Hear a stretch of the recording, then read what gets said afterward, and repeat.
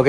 Smith xua, cái đôi chia xóa công một bộ đăng khi mà can video mấy. Nghĩa này cái nhau miên tôi sắp mà crop trong mà rầm lực từ can bằng bộ đăng một chùm nuôn đài upload ban pra so tại tông chùm nuôn mà Dell iPhone SE. iPhone SE vì cái chia tôi sắp đài cái hai thà chiaประเภท mà xin muối đài cái so sánh bộ iPhone 8 có bắt tay còn là tha anh ấy cứ cái ban mình thêm cái original tích tại tông chùm nuôn logoเอาไป copy iPhone 8 iPhone 8 คือโลโก้ในข้างเลือสำหรับ iPhone SE คือโลโก้ในจอมกระดาษโปรดิซาแต่วิบัญชีอัมพีอัตสัญญาณในการปราบปรามตะเลสริกปัวจะประมาณดังไงแต่ต้องจุดหนึ่งโมเดล SE นี้วิกฤตโทรศัพท์มวยเดชในขนมชนะปีปอนดับผมมวยได้มีรูปเรียงโดยตำแหน่ง iPhone 5สำหรับปีปอนมาเผยคือวิจัยมาโดยตำแหน่ง iPhone 7ก็โดยจี iPhone 8 ហើយសម្រាប់ iPhone SE ចំនួនទី3ក៏ដូចគ្នានឹងផងដែរគ្រាន់ថាវាចេញនៅក្នុងឆ្នាំ2022អញ្ចឹងសម្រាប់ទូរស័ព្ទនេះជាក់ស្ដែងគឺវាចេញនៅក្នុងឆ្នាំ2010ដូចជា2020បងប្អូនគ្នាក៏ប៉ុន្តែវាបំពាក់ជាមួយនឹង CPU របស់ iPhone 11 Pro Max វាខ្លាំងមែនទែននៅក្នុងការប្រើប្រាស់ហើយរូបរាងរបស់វាបងប្អូនខ្លះក៏គាត់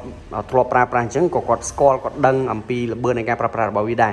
សម្រាប់ iPhone SE នេះគឺបងប្អូនដឹងហើយម៉ាស៊ីនរបស់វា iPhone 11 Pro Max វាលឿនមែនទែនគាត់ថាអេក្រង់ 60Hz ក៏ដូចជាបំពាក់ជាមួយប៊ូតុង Home ដែលអាចធ្វើការអានេះវាមិនមែនជាប៊ូតុងទេវាគឺជាគេហៅថា sensor មួយដូចជាគេហៅ haptic បងប្អូននេះដែលយើងគាត់ប៉ះទៅវាដូចជាកញ្ចក់ដែរអញ្ចឹងវាមិនអាចចុចបានទេ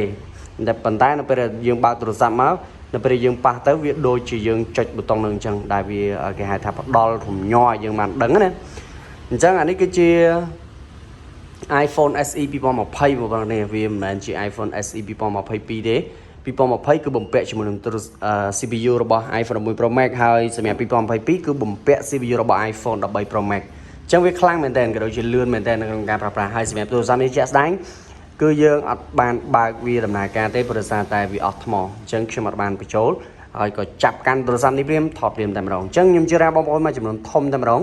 គឺអត់ធ្លាប់ដែលបានប្រើប្រាស់ជាមួយ model iPhone SE នេះទេព្រោះតែវាមិនសូវជាល្បីប្រហែលទេសម្រាប់ទូរស័ព្ទប្រភេទ model SE នេះមានតែបងប្អូនដែលធ្លាប់បានកាន់ប្រើប្រាស់ក៏ដូចជាបងប្អូនមួយចំនួនធំគឺអត់ដែលធ្លាប់ទេខ្ញុំជឿអញ្ចឹងតែម្ដងព្រោះដោយសារតែពួកគាត់គិតថាវាថ្លៃវាសេរីចាស់ប៉ុន្តែវាថ្លៃប៉ុន្តែបើសិនជាយើងដឹងអំពីសមត្ថភាពរបស់ទូរស័ព្ទ iPhone SE នេះគឺអត់មានអីថ្លៃទេសម្រាប់តម្លៃវា100ជាងហ្នឹងអញ្ចឹងសម្រាប់បងប្អូនដែលចង់ប្រើប្រាស់សាកល្បងទៅលើ iPhone SE ចំនួនទី2របស់ Apple ឬក៏ចំនួនទី3បងប្អូនអាចសាកល្បងបានតែតោះតាមរយៈ Telegram ដែលខ្ញុំបានដាក់នៅក្នុង description ហើយចំពោះម៉ាស៊ីនមួយគ្រាប់នេះគឺអតិថិជនគាត់យកឲ្យគឺយើងបានដាក់ cash ដាក់ឲ្យជូនគាត់គ្រាន់តែទូរស័ព្ទនេះអស់ថ្ម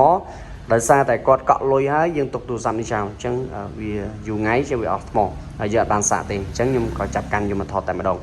អញ្ចឹងនេះគឺជាកំពូល smartphone របស់ Apple មួយដែរហើយមកដល់ពេលបច្ចុប្បន្ននេះគឺគេឈប់ផលិតទៀតហើយបងប្អូនទាំងនេះដែលគេផ្លាស់ប្ដូរពី model iPhone SE ទៅកាន់ iPhone 16e វិញអញ្ចឹងសោកស្ដាយមែនទែនចំពោះរូបរាងសេរីចាស់ដែលខ្ញុំស្រឡាញ់ពេញចិត្តបំផុតនេះគឺត្រូវបានដកចេញពី Apple ទៀតហើយទូរស័ព្ទដែលខ្ញុំពេញចិត្តមាន2ស៊េរីទី1គឺ iPhone SE ហ្នឹង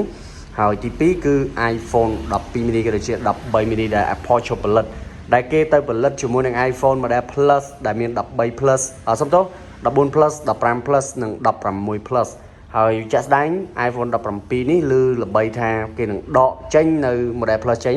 គេនឹងដាក់ចូលមកវិញជាមួយនឹង model Air ម្ដងដែល Air ហ្នឹងគឺសំដៅទៅលើ model ដែលស្ដាងបំផុត